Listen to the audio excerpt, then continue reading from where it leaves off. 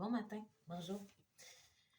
Il y a un sujet que j'aimerais aborder parce que dans mes accompagnements que je fais depuis et dans mon accompagnement que je me suis fait, je vois que c'est une clé assez importante d'en pouvoir avancer après, d'en reprendre notre pouvoir.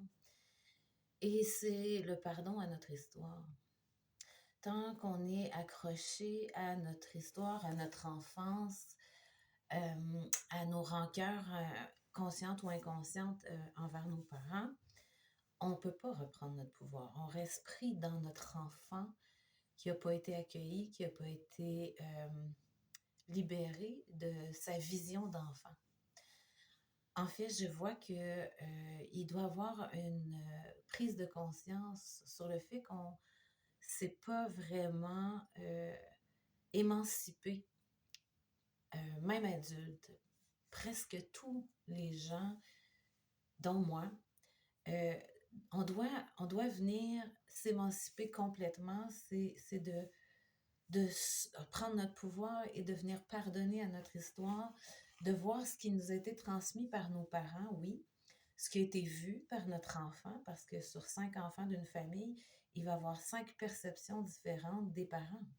Moi, mes enfants, je sais qu'ils vont avoir chacun une histoire à raconter plus tard et elle va être à partir de leur vision à eux, de leur paire de lunettes, un qui avait besoin d'être plus vu, puis qu'il sent qu'il n'a pas été assez vu, un qui aurait eu besoin d'être plus poussé, puis qui a l'impression de ne pas avoir été assez poussé. Et nous, comme parents, on a fait de notre mieux, comme nos parents ont fait de leur mieux, ne pouvant pas savoir nos besoins en n'étant pas dans notre tête. Alors, c'est ça, s'émanciper, c'est vraiment de venir voir notre enfant, ce qu'il aurait eu besoin, et venir lui offrir.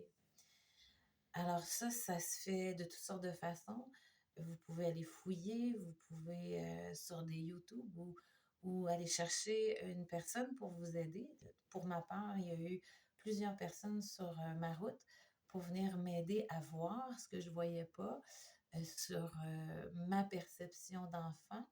Et une fois que mon histoire a été pardonnée, en partie, parce que je crois que à travers la vie, il continue à avoir des trucs qui n'étaient pas vus, à travers un défi, à travers une peur qui vient monter, ça vient me montrer encore une partie de ce que je n'avais pas encore vu et qui demande juste à être adressé, d'aller voir, OK, il y avait une peur de l'autorité, une autorité qui n'avait pas été vue bienveillante et venir changer notre regard sur l'autorité. Et quand on change ce regard-là, eh bien là, ça vient faire un déroulé de notre monde dans le maintenant. L'autorité va changer pour nous parce que quand on va voir la bienveillance dans l'autorité qu'on a reçue et pardonner ce qu'on n'avait pas vu, eh bien là, l'autorité qui peut être représentée par le gouvernement, par un employeur, par toute forme d'une police qui va nous arrêter, va être vue autrement. Alors vraiment de venir pardonner notre histoire, c'est vraiment un morceau important pour pouvoir après se laisser profondément être et non être accroché au regard encore de nos parents, faire les choses pour leur plaire, pour avoir leur approbation. Et des fois, ça va aller se répliquer sur nos conjoints ou le travail parce que si on ne l'a pas fait, on continue à aller chercher la reconnaissance à l'extérieur.